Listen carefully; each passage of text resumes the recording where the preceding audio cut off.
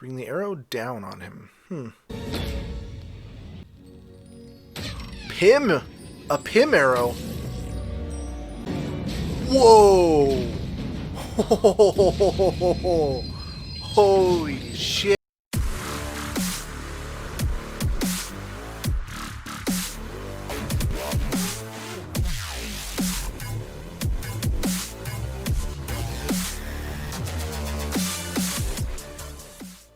Welcome back, Vicarious viewers. My name is Vicente, and today I'll be reacting to episode 3 of the new Hawkeye series on Disney+.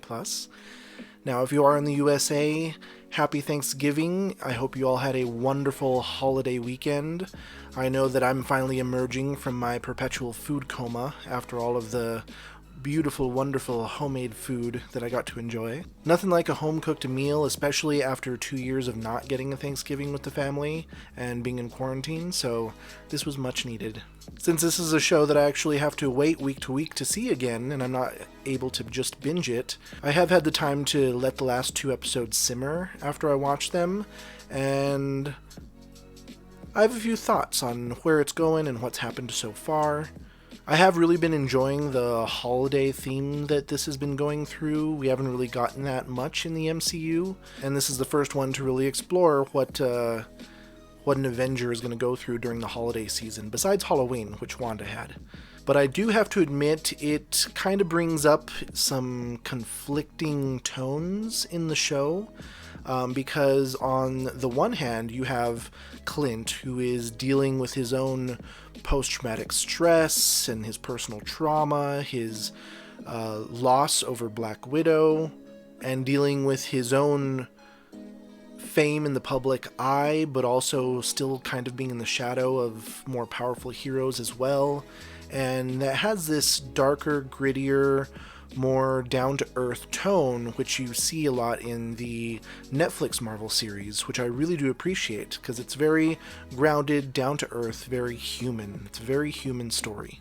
And that's what I was really hoping for in this series, especially if some of these series are going to start introducing some of the Netflix Marvel characters. I would like to see that continuing tone going through, give us that gritty, dark, human element to these stories.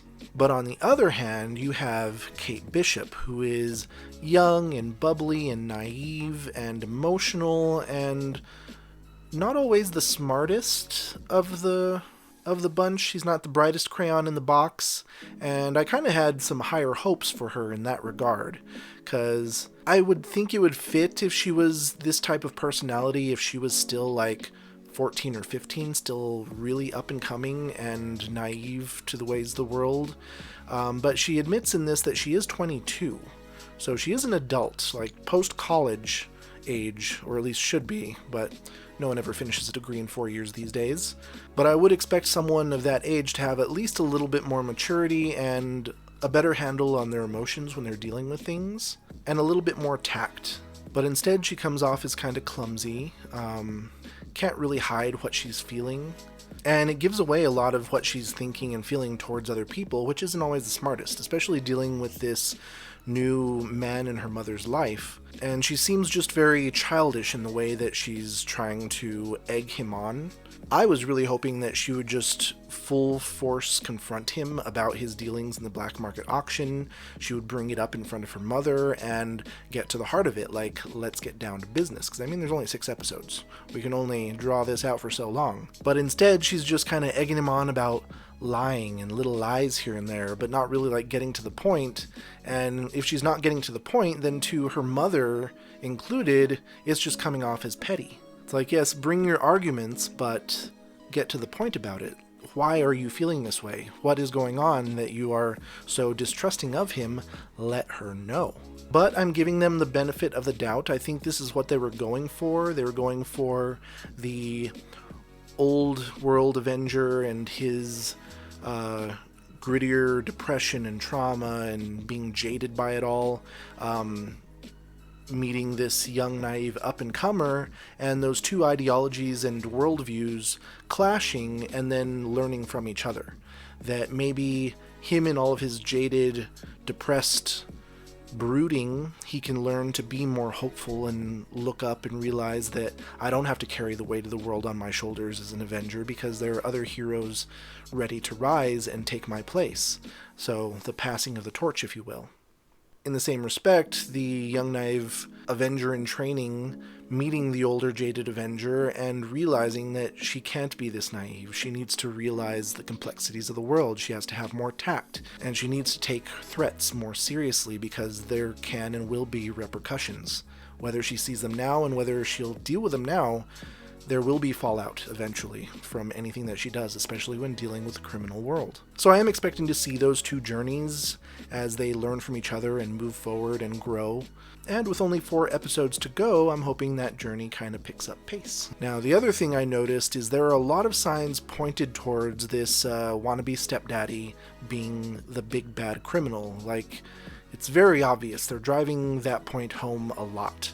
And I'm starting to see that that is most likely a misdirect. It can't be that easy and it can't be that straightforward. They've got to have some twists and turns. So in my editing and rewatches, I was noticing that her mother may be a lot shadier than I first thought, because even in the very opening scene when they're showing the young Kate seeing the attack on New York and seeing Hawkeye save her and her getting the inspiration to be an Avenger, during that time her parents were oddly absent, both of them. Like, a hole had just blown through the wall in their penthouse and her parents are immediately running to find her. Like, then it took a moment and then her mom just shows up and picks her up, and it's like, well, what happened to the dad? Like, I didn't see any other holes in the building at the time. How did he die? And I'm starting to think maybe she killed him because they were arguing, they had to sell the penthouse, and maybe him dying and getting the family getting the life insurance payout or whatever would have saved them, and the mom just took advantage of that and jumped on the ball. You also notice that her mom was the one arguing with Elder Armand just before he died. He was the one saying, like, I have powerful friends, and him walking out on her. So is it possible that she's the one that killed him, especially because now she had access to all these swords that her new fiancé had around the house, and she was like, well, isn't this convenient? She winds up killing him with one of his swords, figuring like, if it ever comes back to one of the swords, it belongs to him. It also makes sense because Elder Armand, when talking to Kate Bishop, was saying, like, Kate Bishop was like, well, he hit the jackpot with this one, and Elder Armand was like, you think so? I've been telling him otherwise. So he seemed to not hold Kate's mom in very high regard. He doesn't think that that's the jackpot or something good for his nephew. Is it because he knows of the shady business deals and underworld that her mom is dealing in? So I'm starting to become extremely suspicious of her mom. And if anything, Marvel does exceed at horrible parenting and a lot of family drama. It is their bread and butter.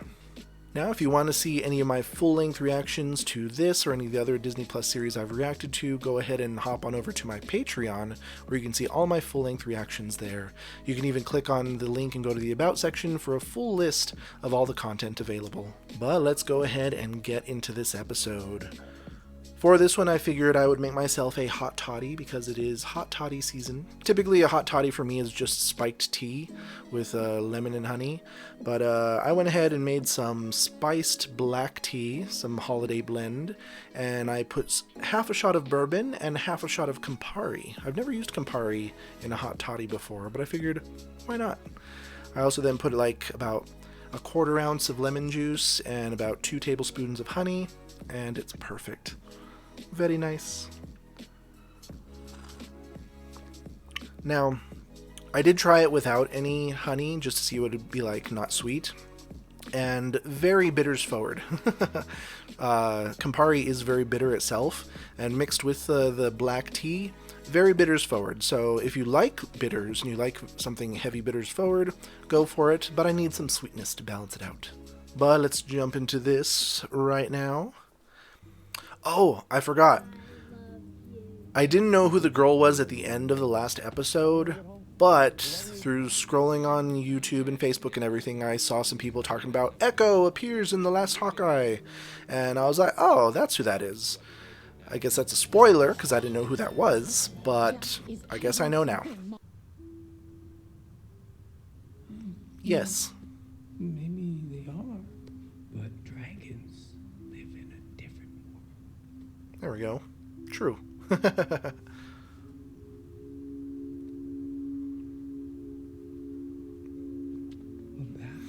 Would make them stronger. And they might destroy it. Now, I did hear that Echo was getting her own series, so wouldn't it be more fitting if we got this backstory for Echo in the Echo series?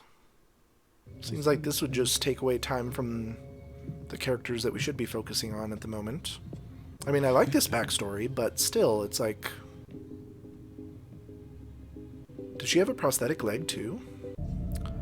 Ah. So Ronan took out some people that she was running with at one point? Was she a part of their criminal outfit, or were these just, like, people she knew that were in a criminal outfit that she was no part of? Oh, killed her dad. Oh, yeah, that's messy.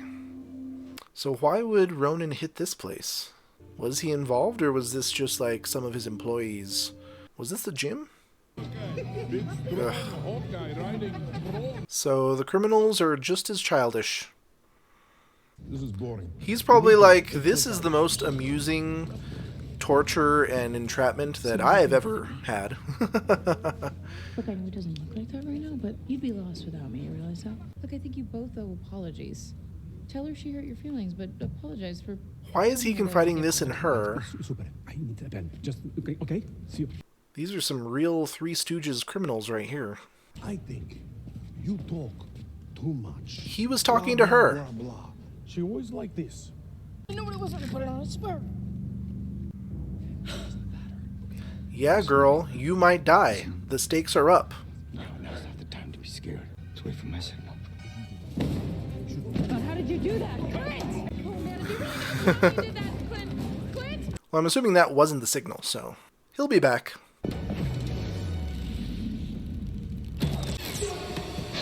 Oh, nice. Thankfully, when it clipped his ear, he didn't pull the trigger by accident. Well, at least he isn't rusty with his arrows.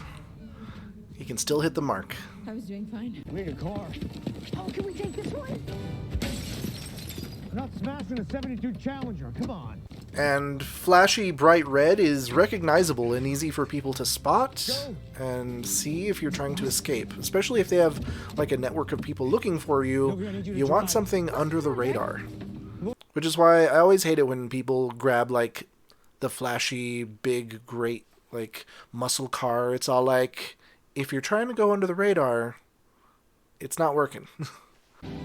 Well, I might be able to include this music because I think this old classical Christmas music isn't copywritten. Wait. We're out of regular arrows. What do you mean? Oh my god, trick arrows? They're not regular arrows. Okay? Did you tell her what kind of arrow it is? No. What is that? Arrow? Nice. With the putty arrow. Oh, great idea. Well, when you know what they are, you don't really need a label.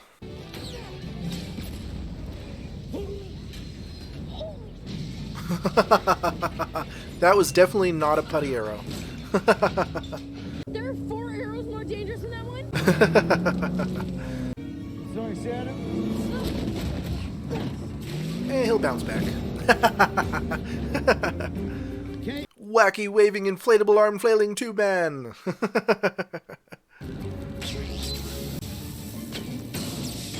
Oh, that's nice. Is that like a magnesium arrow or something? But it's green. What burns green?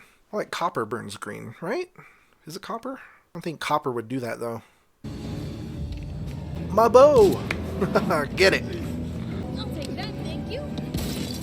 Here, take out that truck. Aim high. Bring the arrow down on him. Bring the arrow down on him. Pim! A Pim arrow? Whoa! Holy shit. That was amazing. That was a Pym arrow. Suction arrow comes in for the clutch. Now I get the whole pleasure arrow thing! I won't lie, I wasn't sure how I'm doing. I just walked the dog. What do you think? He hasn't been hearing a single thing she said. Been cooped up all day. Though the dog is probably like pissed and crapped all over the apartment by now. Especially if it's just a street dog. It's probably not potty trained.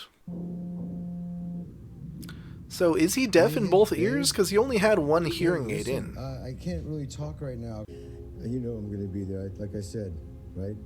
I'm so happy to hear your voice. I love you. Damn, that's got to be hard. And that's got to show Kate how much that this is really messing with him. Having to come out and save her this entire time is keeping him away from his family. I hope this is a heavy dose of reality for her.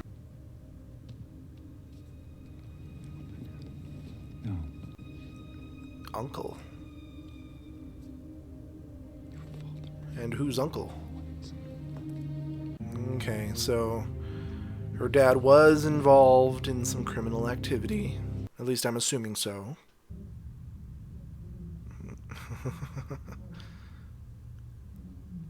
Still can't hear you, but you're still talking. Is that all done? Can I get some more coffee, please? You know, it comes with a price. Some things you'll lose forever. Also things you gain, like trick arrows and a cool costume.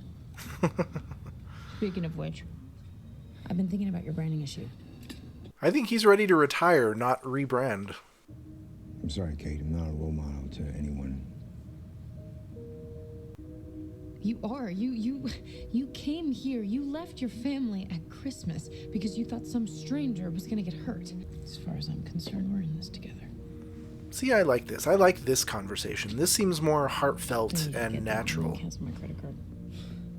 Yeah, I got it. Their conflicting personalities kind of made their dialogue stilted in like the second episode, but this, I like this. This is a big improvement. Pizza dog. So you still think Jack is involved in this thing somehow? Yes. There's too many coincidences. He was at the auction that night, and yesterday he offered me a butterscotch. Context, Not please. exactly a crime. And when I tried to stab him in the face to prove he was lying, he parried like a pro. You tried to stab your mom's fiance in the face? Plus, he has everything to gain from our mom's death. The Jack thing. It's weird. And why we're gonna sneak into my mom's penthouse. Wait, what? We can get into her company's files. Bishop Security has a huge criminal database. She's assuming that her mother would have knowledge and access to files on the criminal doings of her potential fiancé and would still be engaged to him and still be clean herself. That's a lot of leaps. You sure no one's home, right? Yes, relax. But do they have a great security system with cameras that she has access to? Yeah, I'm in the wrong business. And I've just been locked out. Good. Because she probably knows that you're snooping into her account. Or it's one of those like one login from one location things, and if she logged in from her office, it logged out of all other locations. Don't move.